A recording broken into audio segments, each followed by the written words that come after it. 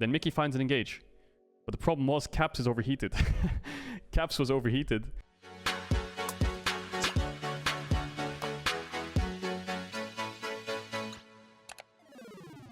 Jace is actually good.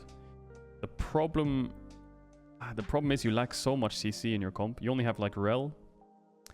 And then it doesn't give Rumble much setup. And Rumble historically as a pick is just good with like things like Jarvan, Galio, Alistar, these kind of champs. Rel is fine. But against things like Alistar, Sion, it's so hard for Rel to find engage. Like Tristana has a jump, she has double stopwatch. Alistar, Sion, like to get a full combo off is really hard, and that's why Jarvan's really good. So I don't think the Rumble pick was that good, I think. Maybe something like Syndra could have been better. Like a whole way that G2 want to play this is they want to play to dive bot, because they have Rumble Udyr, which is stomping 2v2, especially after first base. And Orianna has to play to protect his bot lane. There's no point in G2 going top too much. It's fine to go in the early game, but the Sion will eventually get too tanky to the point where if you go top, enemy bot lane can all in, they can push out, they can, like, basically if you make a play on one side of the map, the enemy team will make a play on the other side of the map 100%. That's how pro play works. If you go top, I go bot. Most cases you can cover with TPs, but you never really cover too much unless you can't do something yourself, right? You always try to cross map. If you can't cross map, you have to play defensively. If you have to play defensively, then you're stuck in your own jungle, which sucks, because that means the enemy team can always go back and forth up and down the river, whereas you have to take longer paths, right? So if you think of me running from here to here, it's a lot longer than Rumble doing this. Rumble is pushing mid and running here, so the path is longer when you play to defend plays rather than to cross map. That's why cross mapping is so common. But in this game, the XL don't really want to cross map because they have Sion. The way the Rumble matchup works into control mages is you have Doran Shield, you have Second Wind, you just QW the wave in the Orianna's face. The Orianna goes trying to chunk you out, and you never really get chunked out. This half HP still has a potion, so that's how Rumble matchups work in mid in the early game. Obviously, when the Orianna gets Lost Chapter, it gets a little bit harder and stuff, but they're double AP, so he should just build some MR early. This cheese from XL was really good. It gets them first blood, I think. I think Torre should not have taken the skill. Something that the casters highlighted this game was the fact that Tristana already had 1.3k gold on base. So all he'd have is 1600 gold, so all Tristana would have got for that is boots. So Alistar having 1k gold is really nice because he can base and buy Moby's first item. So actually, Alistar taking this kill, that's 400 gold his first blood. Alistar taking this kill was actually better, I think. Yes, Patrick could be 1700 gold, but he would buy Noonquiver boots anyway, so it's not like a huge deal. So he gets this, which is actually really nice because that means that he can run up and down here. Top no flash, he goes around. I think Christ can't really do much here. This Sion matchup sucks, especially when there's a stacking wave. You can't farm. When the wave's like this, you could argue Christ can just play really safe because obviously this wave is pushing into him. So there's really no need for him to walk up and last hit, but then he's just going to have to sit here all game, which is what he probably should do. I don't think he should die at this gank, but I don't know if they lost track of jungle because they have zero vision on the whole map. But they should know Udyr's top side, I think, in this situation. But this matchup is really rough for Sion. So I think the whole reason for this gank was, well, Sion has no flash and he has TP advantage. So first of all, it's a free kill, and second of all, we can force enemy to TP back. Okay, Orianna base C, Merc threats first item, Predator. This Rumble won't really die in lane ever. He can push in waves for free, Rumble base damage is high enough to clear the wave, and then he'll always walk into bot side. So this is G2's plan. They want to stack bot waves, and they want to control this area of the map. Because the reason they want to control this area of the map is they want to short shift bot. Now, when you short shift bot, your path from mid to bot, if you control the river, is very, very short. Okay? You can literally, especially with boots on both of your mid jungle, you can run up and down this river every 10 seconds, every wave. Every 10 seconds or every wave. But what the Orianna has to do is she has to go around here, run around here, and then come down here. So obviously her path is a lot longer. Makes it so much harder for Orianna to cover, especially without TPs. So G2 actually is in a good spot right now. The game is even, but there's no TPs, and they control mid-jungle bot side. The problem is, you're leaving your Jace alone, which is what you want to snowball. But he's already ahead, so it's fine to leave Jace, because he's already going to win his lane. He's going to be pretty hard to gank. He has flash. He should win the lane in isolation. Chocolate knows if Caps pushes this in and runs bot, then it's really, really fucking hard for them to play. Because if this Udyr is sitting here and Caps pushes in this and sits here while Chocolate's catching the wave on the tower, his bot lane's getting dove. Patrick no flash, there's a bot wave stacking. Maybe you can't see it on the screen, but if he doesn't ult this wave and force Caps to go back a little bit and catch the wave, then look what Chocolate does. Runs around the whole jungle to try and cover his team. Look at the path that he has to take. He has to run so far. That means Caps can go back to mid first, push in the wave, come back down. So it's always a losing play if you don't cross map and you try to defend the play. But if you can succeed in defending the play, then you can slow the game down, which is what XL want to do, right? Full scaling. They want to slow the game down. Rumble, Jhin, Udyr, these champs want to snowball early. So I think what G2 should have done, actually, what G2 should have done, in my books, is deny Orianna blue buff. I think this would have been a huge, huge problem for XL if they lost this blue. Caps pushed in mid because Orianna has no ult. I think the G2 just should not have based. What they should have done is Caps should have done the exact same thing, ran back down, and they should have contested this blue. Because the second Orianna gets blue, she can always catch waves easily. Look at her mana right now. That's after 2 waves, 3 waves. She has no lost chapter, she has a tier. What they should have done, I think, here is they should have stayed on the map. All Reckless bought in base was, look at his items. He has double longsword boots, he bought swiftness boots. That's it. All he got the swiftness boots, Jankos gets red, and Caps bases. That's it. That's all they did for that base. Literally nothing. So I think that they should have kept XL under their towers, kept pushing this mid jungle, and then done Drake is fine. Stay around here, wait for Caps to push in. Maybe Reckless can push the next wave, and then just contest this because they don't have TP. And if they can deny Chocolate this blue, the game is really, really hard for XL, because the fact that he gets blue here actually makes it so he can clear the wind wave so easy. Yeah, this sucks for Wunder. He was playing the lane really good. He has 20 CS lead, trading on Scries, and then just gets lane ganked by the Boots Lilia. This is why Boots on jungle is so important. Like, if Dan did not have Boots here, it would be really hard for him to catch up. Yes, he has his passive, but the fact that he has 5 stacks from Krugs and Boots, look at how fast he is. Wunder can't run away from this. It's impossible. Sion ult was good by Christ. Follow up on the sleep. Good. So now the Jace died once. That's really important. If Sion can go even against Jace, it would have been... It's a really, really hard lane. Because the Sion, once he gets items, the Jace just can't chunk him out. Caps starts Herald. Caps is using his mid-prio well. I just think the G2 aren't using their mid-prio for things like the blue buff, or to get more vision, or to prevent top ganks. I don't know. It feels like they're not using their mid-jungle to do much. They're just moving up and down river a little bit. But it's getting to the point where XL can start to contest the river, because the strength of G2 is level 6, right? You have level 6 Rumble and Udyr. Well, Udyr doesn't count so much, but Udyr will be ahead in XP because he's farming faster than Lilia. And if you contest the blue, the enemy mid's under tower, and then you have Rumble moving bot. And obviously, if you can get the Tristana, who had no flash, in a combo from Mickey with the Rumble ult, he's always going to die. But now Tristana has flash, he has Berserker Greaves, Orianna has lost chapter. Now it's getting even harder for G2 to play the mid jungle to bot. And this is the risk of the comp. You don't snowball early. Like, Caps has not pressed ult once yet. It's 11 minutes in and you haven't used Rumble ult for a play. That's really, really bad. So they're trying to find bot to mid now because Tristana's harder to kill. You can see where G2 is playing to, right? First of all, they were playing to bot. Let's go back a lot here. They're playing into bot because Tristana has no flash. And that's the pressure point right there, because they can keep Orianna on the tower. But if we fast forward a little bit further, Tristana's flash comes up. And now Orianna's the target because Orianna has no flash. And that's the thing. This is the thing with Rumble comps. You have to target players with no flash. The mid to bot was good. It wasn't as successful as it could have been, but now the target is Orianna. So instead, what Jankos does is instead, like we saw earlier, Jankos went from mid to bot. Now he's going from bot to mid. So what he's doing here is he's making sure Mickey can move up river instead of Caps can move down river. So now they just changed their play to going to mid instead. So Mickey and Jankos push in bot and they move mid. And this is a good play. Orianna has no flash. If he gets it by a stun, he's one-shotted. But XL just responding super well. Dan's always around. Torre's basing. He's always around. And they're playing the defensive plays well. I think Torre read the play. He based, has the Moby boots from the first blood, which gave him the gold to buy it. And is always behind his mid laner. So Torre and Dan have played pretty well this game so far. And the problem G2 has right now is they're on a timer. It's TikTok. Look, this Wunder is going to die again. The Jace is a little bit out of the game now. He will eventually win the side lane, and yes, he's up in CS, but the Sion is actually getting kills in the lane. He's not getting kills himself, but the fact that Jace is dying means he can push out waves, which is what Sion wants to do, and then base. And XL start Drake, because they know that Caps has to base and he has no TP. So, good play by XL. XL are responding. XL aren't being... The only proactivity XL having on the top side, which is really, really good, because that's where they need to target, I think. They need to target the Jace to get in behind, because they've covered bot enough to the point where they're fine.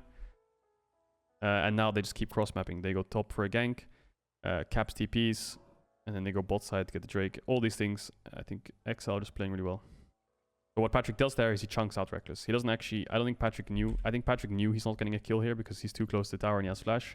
But he used his ult here because he wants to chunk him out as much as he can, so that XL can keep bot side control. You can see XL have a ward here, they have a pink here. And it's really hard for G2 to go mid to bot now.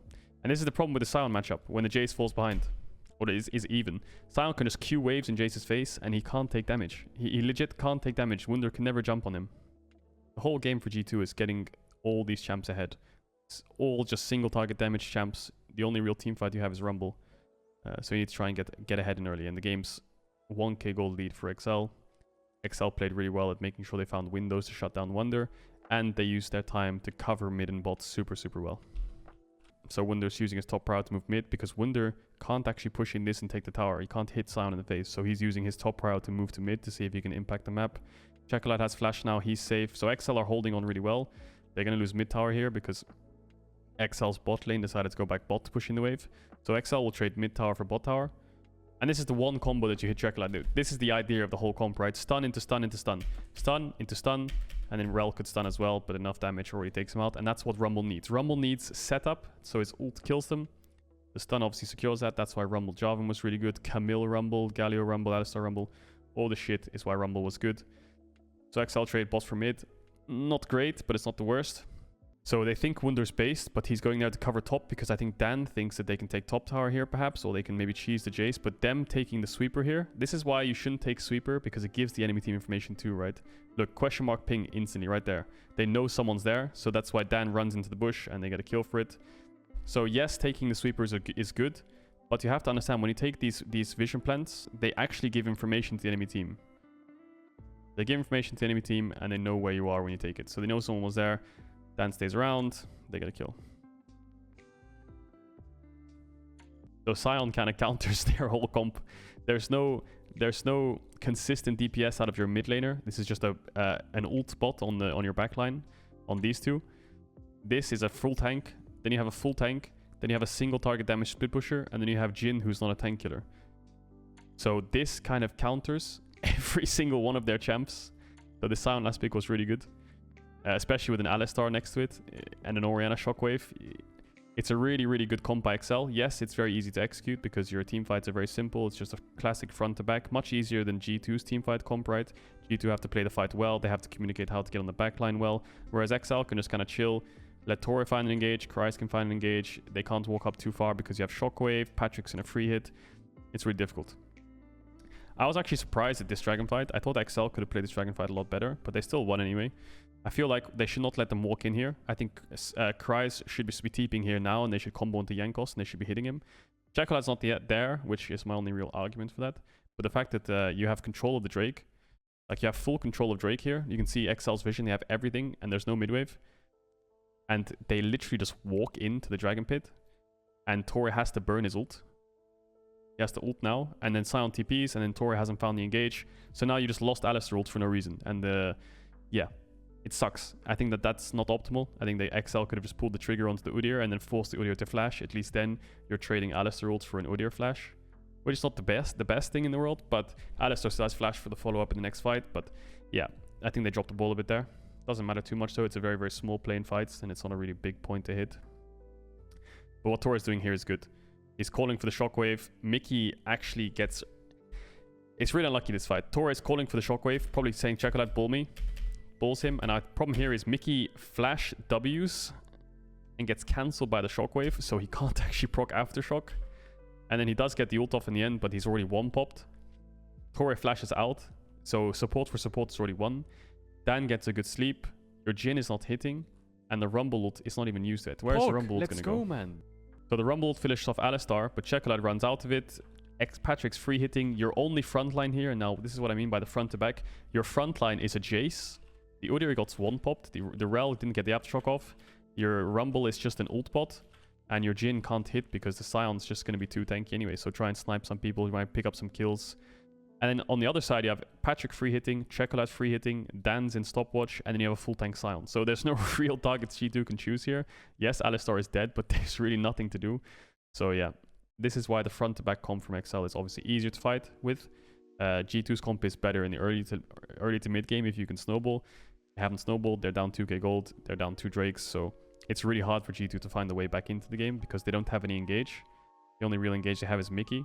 But against things like Tristana, who can jump away, Orianna, who's always being covered by your support jungle and a full tank, really doesn't feel like G2 have many options to find a way into the game. the problem with the Rumble ult is there's no CC on top of it. Mickey's dead, Jankos is dead, that's your CC. Mickey, Jankos is your CC. Once they're dead, if you have Rumble ult up after they die, you're really not going to find an engage. The way you want to play it is Rel flashes in with a W, gets like a Magnet Storm on 2 or 3 people, and then you ult on top of them. That's how the Rumble ult wants to be used. That's how you want to team fight with that comp. That's why it's kind of hard to execute against these 3 champs, because they can stop it. And then you have stopwatch on Lilia as well. It's really annoying. And especially if the enemy team has all flashes up for the fight, yeah, it's really hard to find that one engage to get the team fight one. Yeah, it's really rough. Sion's pushing in top, Orianna's pushing in bot. It's really, really hard. Now they'll start to collapse on the sides, into mid, sorry. And then they'll start to get the mid push too. G2 are contesting mid wave is 5, but this is just a kind of like an A-ramp stare down. G2 secure the mid push, which is good. But the thing is, XL are scaling, and there's still 2 outer towers up, which is not what you want when you're playing 1-3-1 at 22 minutes. Well, it's not really a 1-3-1 comp, actually. It's more of a 1-4 comp. This guy's not really a split pusher. He's more of a split push grouper. But the Jace can't push sides. Look, Jace is farming Krugs. He can't match Sion. Sion has these items. Jace has these items. Jace cannot touch this Sion. Sion wins 1v1. He's a level up. And this is why Jace is going to struggle on the side. Because Sion is stronger in fights. And now he's stronger on the side lane. So Jace really doesn't have a way into this game. Unless maybe Caps goes behind him and they can catch out the Sion. But even then, XL can probably get something on the other side of the map. So yeah, the early game kind of hurt Wonder a bit here. The Tori gets caught, he has to pop ult. This TP from Orianna was good, but yeah, he has to insta-flash because the Udyr's there. And then they would get the layered CC, right? The reason Chocolate TPs and insta-flashes is because you get stunned. Mickey jumps on him, the Rumble ult's going to be on him. He's dead. But yeah. Yeah, look again. It's just not great setup. I don't know if G2 is scrim with this too much, but it's kind of... It's very simple when I say you have to land the stun and then use your Rumble ult on top of it, but it's very hard to do, right? Right there is the communication. Mickey ults, Rumble ults. The problem is the Rumble ult's actually missing in a way. Like, Dan is off to the side of it, and Dan's not even your target, right? If you're using your ults and these two are full HP, then if Dan dies, does it really matter if you blow your loads on the fucking jungler? Has the stopwatch as well, just exactly like I was saying. You have stopwatch as well and a full tank Sion. So the only 2 champs they got in their combo was a champion with stopwatch, which Lilia will always have, and the Sion. So yeah, your front to back is just stronger. They do end up going 1-1, but the concept is there, and I think that XL just had a really bad area to team fight in because the Orianna could never really join the fight with Tristana because they were stuck over here. So G2 do end up winning that fight just because they had a better position, in my opinion. So XL can never really run in. Because the Alistar got chunked out, he didn't have ult. The Sion ult couldn't really follow up because he was actually targeted by a lot of damage. And then the Orianna and the Tristana can't really jump forwards into a Jhin or an Udyr because they were full HP. So the win condition for XL is Drake's, obviously. 40 seconds on Drake. Cap's going to push out top. Oops, he has TP. He can join the fight or he can just run down. Looks like he's going to base and TP. Now the reason Cap's TP's here is because there's 20 seconds on Drake. If he ran out of base, yeah, maybe he would make it in time. But that means that it's 20 seconds of his team doing nothing. He needs to TP here so his team can start walking in like this. And they can actually start contesting some of the vision around this area before 20 seconds. Because if you arrive here at 20 seconds and if you arrive here as Drake spawns and you have no vision, they can just one-shot the Drake and you can never walk in. That's the reason he TP's back, to make sure that they can test the mid-wave, push it in. They can start like poking and prodding their way into this river, try and find some kind of vision. Because it's still 10 seconds to Drake. They have to push XL back a bit, otherwise they can't fight. Torres engage, really clean. Mickey dies, and there's the combo again. Yes, the combo was layered here pretty well. Look, right here's the combo. This is exactly what Mickey jumps in, and the same second Mickey jumps in, Rumble pops the ult. So their combo is very obvious. Every single fight, their combo is super obvious. Now, this one was actually not bad. This combo was pretty good. Patrick sitting in it, Dan sitting in it, Torres sitting in it. So you get a lot of damage onto XL here. You took half their HP, which is fine, but now you only have one frontliner. So XL just needs to reset the fight, lifesteal on Tristana. Dan can heal up a little bit as well. Orianna doesn't have shockwave. But Torres' positioning makes it so hard for them to walk up, right? He's just chilling here. I think that they chased Udyr a bit too far, but they get the Drake. So they got the objective. G2's fight worked a little bit, but yeah, didn't work too well. And then Patrick just showing off mechanics, right? Look at what Patrick does. He sees an opportunity. He doesn't even have any vision in this bush. He has 0 vision here. G2 have 3 pinks. Lilia just threw the ball and it hit him. You see that little ball on top of his head right there? That means they have vision on him. Patrick jumps in, E, auto. The second the drowsy hits and the sleep hits, he starts hitting the ward instead. Because he knows he doesn't want to break the sleep. Hit the ward, chill, wait for Dan to hit Q, and then go for the hits. So it is really well played by Patrick. Just being patient to make sure Dan can get max damage out, just in case.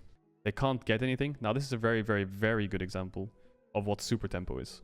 Super tempo is something I've been talking about a lot, but you have to realize here, they get a kill on caps in these 40 seconds to respawn. Yes, they have a mid-wave, but they have no ults. They have nothing to work with. They don't have flash on Chocolate, no flash on Alistar. They're low HP. So this is what super tempo is. So what they're going to do is they have tempo on the map, yes, but they can't do anything. Top waves in Africa, bot waves bouncing. There's no real way that they can get this mid tower because Jace and Jhin will clear the wave. But they have a little bit of tempo on the map because they have a number advantage. So what they do, instead of trying to force a play with the tempo that they have, they just base. Everyone run back and base. And by the time we base and come back on that map and we're all back here at full HP, Caps will just have respawned. So we still keep control of the game. That's what super tempo is. So now they all based. Caps just respawned and came out of base. This is 40 seconds later. He's here. But XL still have control of the game. They're all back in mid. They're all full HP. G2 still under their tier 1. There's a top wave to catch. There's a bot wave to catch. They have full control of the game by just keeping their tempo by basing. So they preserved it. They preserved their tempo. They preserved their number advantage. They preserve the amount of time they have to spend to make plays on the map by just basing and giving themselves another turn on the map by just coming back on the map before Caps respawns. Price pushes in bot, moves mid. He wants to impact the map. They want to get this mid tier 1. Chocolate pushes in top, moves mid. It's like a 1-3-1-esque where you collapse mid with a teamfight comp. Patrick's fucking fed. So now they have to catch top wave. They can push in mid, and then they can start threatening the tower. Good ult by Chocolate, gets his flash, but they use Orianna ult, so now they have to back off a bit because of Jhin ult, and they're collapsing, so... Cool, G2 go catch sides, XL stay, they get the mid tower, and because G2 sides are not even close to tier 1s, they can't even hit them, so XL still have both side lane towers up. I like this play by Kryze. He just runs through their jungle, doesn't give a fuck, and says, this guy has no flash, pushing side. Maybe I can catch him. They get a bit unlucky here because he has stopwatch. Maybe they could have killed him, but he just stopwatches in time. But it's not bad, right? Good play. Trying to force on your head. This Jace is pushing bot. Yes, Kryze could be matching it, but let's try and force something. We have a teamfight comp. Cool, so G2 finally get an out tower. They finally get a side lane tower. They're finally pushing in bot. But XL start Baron. They know Caps has no TP and he got chunked out. They know Wunder does have TP, but they have a lot of teamfight tools still open. They don't have Sound ult, but yeah, there's the combo again. Mickey can't really play. Sound can tank Nash. Not only is this team comp pretty easy to execute when it comes to teamfights. Well, when I say easy to execute, I mean it has a very clear way of playing it. Just you stand in front of us and we hit. But it also has a very good Baron taking comp, right? They can start Baron as 5-man to force people to TP into them and force a play. Whereas this comp can't really do that. The only person who can tank it is these two, I guess. But they don't have much AoE, they don't have much turn, they don't have much engage. So starting Baron when 5 players of XL are alive is very, very hard for them. Whereas for XL, it's much easier because they have a tank for the Nash, they have Turin, they have Alistar, they have Sion, Hexflash, all this shit. They have ways to find fights. This was good though. This is what you want in the fight, but there's no follow-up. There's really no follow-up. There's no Jace QE up and Jhin W's down. Reckless doesn't have ults. They can't really follow up. Jankos is being zoned away. So it was a really good ult by Caps, but there's no follow-up. Yes, XL get chunked out, but they basically trade 1 for 1 here, I think. Kryze dies, maybe? Nope, he's a full tank. He's still alive. Okay. Yeah, Caps no flash. It's a good trade. XL still 1k gold, 1k, 2k gold ahead, whatever it is, and Drake spawning, Cloud Soul. I mean, this Tristana is it's a bit fed, isn't it? So now exact same thing, XL controlling the river, G2 have to walk in. How do we walk in? Well, we can't walk in. G2 finally realized, well, they didn't finally realize, but this time they realized they can't walk in here because Alistar, Orianna, Sion, if you're walking through here, it's very difficult, especially when XL's in a position to fight them, right? The last time this happened, Thor had to run back because Chocolate was catching bot wave. But in this case, they're all 5 together, right? They're all 5 clumped up. If G2 run in here into a choke, there's no way because XL have so much space to work with against the Rumbled, whereas G2 only have this to work with against Orianna, Alistar. So what they do is they decide to go through bot. They have no vision. They have 1 pink here. Let's just go through bot instead because XL don't have control there. So what the communication is Reckless clear midwave. Then you can join us and we'll go through bot and fight from here. Because that gives us even space, right? Once the Drake spawns, you have this to work with, we have this to work with. So it gives you even fighting grounds. Whereas if you were to fight through the choke, XL, you're not going to hit any engage. And yeah, you're really facing a really hard task there, especially when you have no vision. So in this case, not only do XL not have vision on G2, because XL only have wards up towards the top side, they actually have an even teamfight playing ground, right? XL have no vision here, G2 have no vision here. So it's a straight up fair fight now. That's why it's good to go through bot in objectives, and it's same with Nash. You can't fight Nash by going through mid. It's very good to go through top. And then once it's a Nash stare down, it's always good. There's only one disadvantage of playing through bot here. Now, the only real disadvantage of doing this is if there's a mid wave here, and then Patrick goes up here and pushes this in, then G2 are on a timer, right? They can't run all the way to mid. They can't base because XL will stop them. But the fact that it's a Cloud Soul means that they're going to fight it for sure, so it doesn't really matter in this case. But sometimes if it's like the third Drake for either team, and it's a useless Drake, I don't know, let's say this doesn't exist and it's the third Cloud Drake, maybe XL would decide, fuck it, let's just beeline, run it down mid, push to wave and go Nash, and then G2 is fucked, you know? So in this case, it's really good to go through bot. Mickey X can stay around here to find a flank engage, so what his positioning is really good. Try and find a flank engage, Caps can ult as well, because G2 know if they have 5 members just standing right here, then X-Torre will just combo them, Kryze will ult them, Ren ult. But the fact that they actually split up a bit makes it so it's much easier to them to find and engage. So yeah, this Dragon's really important to fight. And they have to find some sort of good fight. Tori gets chunked out a lot. That's what was really good about Caps' positioning. Then Mickey finds an engage. But the problem was Caps is overheated. Caps was overheated when Mickey went for the engage. I saw this. Mickey flashes in and gets the engage. But Rumble's overheated, so he can't actually ult here. If Rumble could ult here, I think maybe G2 could win this fight. But Caps is overheated, he can't ult. Maybe if there was a Rumble ult here, and then maybe Jhin can walk up a bit, then they can probably just secure the Drake, right, and get out. But the problem is Caps is overheated when Mickey goes in, so their whole combo in fights is a bit fucked now. There's no real way. So Mickey gets a good engage, yes, it was fine. But now Mickey's dead, and now the Rumble ult comes out. And then Patrick Gale forces the ult. Shekelad's already running out of it because he procced phase rush. Yeah, so the Rumble ult comes out here now, but he Gale forces. He has phase rush, you can see by his move speed. So now the Rumble ult's done nothing. Yes, it's a 4v4 in a way because Tori is kind of out of the fight. And yes, G2 managed to steal it because they false shot it with Reckless. Look, false shot, boom. Bursting with Udyr. Both teams try to burst it. XL had better burst. And G2 tried to run away. XL chased him with the Sion ult. Looks like it's a 2-for-1 right now. And yeah, not the end of the world. G2 denied the soul. Giving up 2 kills for 1 and denying the soul is the best case scenario you could get out of that. I think if Caps had the ult up instead of being overheated, then it could have been a really good fight. But that's the best case scenario against a 7-0 Tristana who's legendary with no control over Drake. You go through bot and you actually get the Drake and you get 1 for 2. It's a fucking good trade for G2, especially when you can force XL out of their own jungle, you know, chunk them out, take their blue, regain some control of the map. But now he has 3 items. Sion is yeah, Godzilla version 2 now. So, and Patrick is fucking Godzilla version 3. Reckless is really strong though. Reckless is, it's crazy to me that Reckless is a 700 gold shutdown, but this was a big mistake. He Gale forces to the side but still gets hit and then gets knocked up. This was a mistake. This was obviously a mistake by Reckless. He has flash up. Should not get hit by this. Maybe he wanted to save flash. Maybe he thought he could sidestep it. But that is obviously a mistake, and that means that XL can go to Baron. 50 seconds on Jhin. I won't say that that's what cracked the game open. That was obviously a very, very big mistake.